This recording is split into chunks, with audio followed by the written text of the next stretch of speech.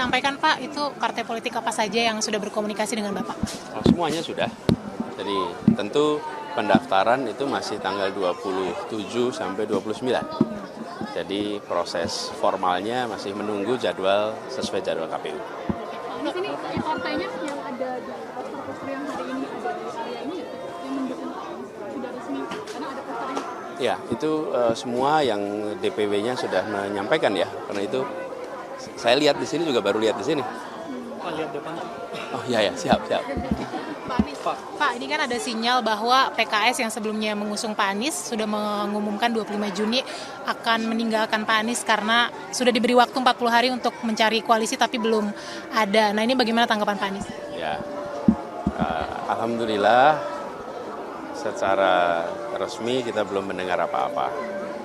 Jadi kalau kabar-kabar angin banyak sekali, spekulasi banyak sekali. Kita ikuti sikap resmi karena itulah sikap yang menjadi rujukan kita semua.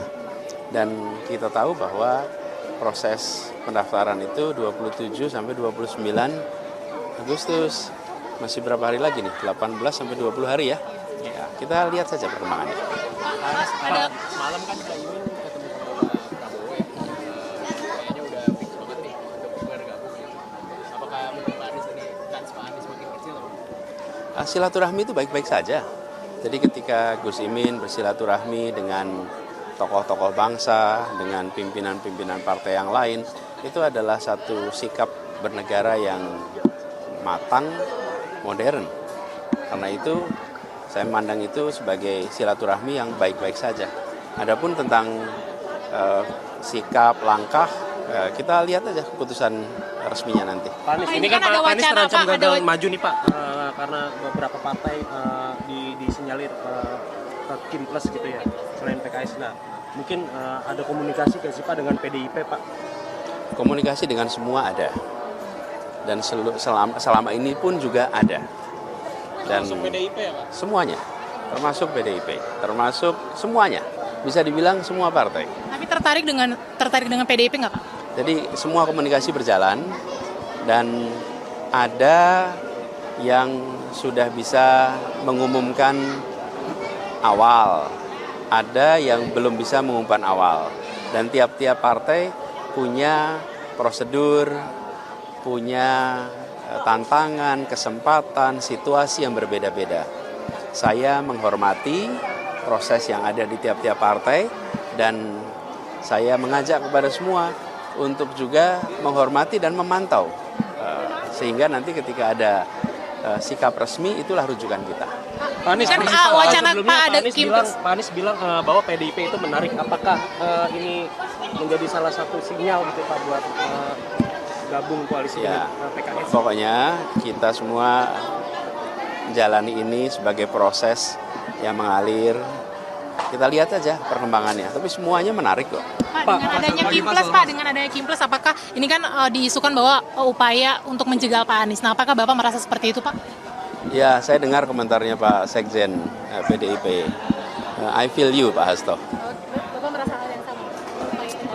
Ya, kita lihat aja nanti seperti apa perkembangannya. Pak, ini kan Pak Anies kan Wasekjen PKS juga bilang nih Pak, kayaknya tenggat waktu 40 hari ini sudah tidak bisa dipenuhi sama Pak Anies.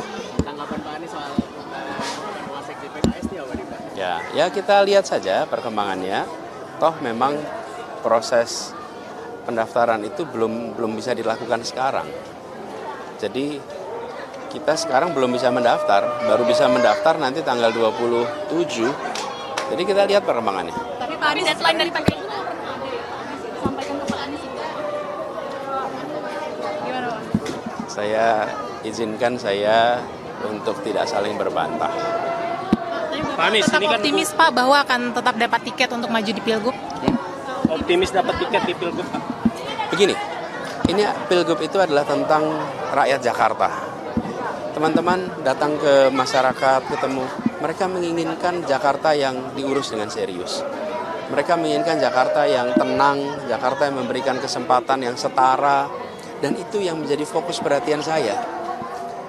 Pertanyaan warga dari tadi, kemarin, tidak ada yang tanya partainya apa, wakilnya siapa, ada jegal-menjegal, nggak ada warga yang tanya itu. Warga tanya tentang, Pak, KJP-nya bagaimana? Pak, tanah saya bagaimana? Pak, pendidikan seperti apa? Inilah sesungguhnya esensi pilkada. Dan saya memilih untuk fokus di situ. Karena itu semua pertanyaan-pertanyaan yang terkait dengan proses politik, biarlah itu mengalir jalannya. Karena aspirasi warga. Dan aspirasi warga itu kemudian ditangkap oleh partai di daerahnya. Kalau di Jakarta namanya DPW. Karena itu kemudian DPW mengusulkan nama dengan melihat aspirasi warga. Kemudian dibawa kemana? Diproses di tingkat pusat. Tapi cerminan aspirasi warga itu ada di mana? Ada di DPW. Jadi kalau ada nama yang muncul dari DPW, muncul dari aspirasi rakyat, itu pasti mencerminkan agenda yang ada di daerah ini, Jakarta. Jadi saya akan fokus terus di situ sambil kita lihat perkembangannya nanti. Pak Anies kan dari kemarin bilang bahwa fokus penanganan Jakarta, Pak. Sementara ditambah dengan dukungan masyarakat yang mungkin banyak gitu Pak ya buat Pak Anies gitu ya. Sama mungkin ditambah dari hasil survei yang menyebut Pak Anies ini tinggi, kenapa nggak lewat jalur independen sih Pak? Kita sudah bekerja bersama dengan partai sejak panjang. Dan bahkan percakapan dengan partai juga sudah panjang. Kita terus bekerja bersama dengan partai, ya.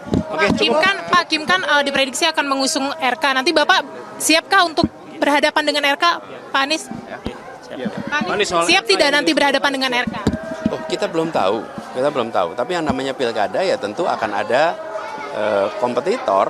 Jadi saya serahkan kepada warga Jakarta dan proses politik siapa yang ada di dalam proses kompetisi, ya itulah yang dijalani, sesederhana itu. Tapi siapapun kompetitornya, Ya. siapapun kompetitornya berarti akan siap. Di antara banyak sumber informasi, kami layak dipercaya. Karena kami menggali lebih dalam, berpihak pada kebenaran, berpegang pada data dan fakta, agar layak Anda jadikan referensi. Kompas TV, independen, terpercaya.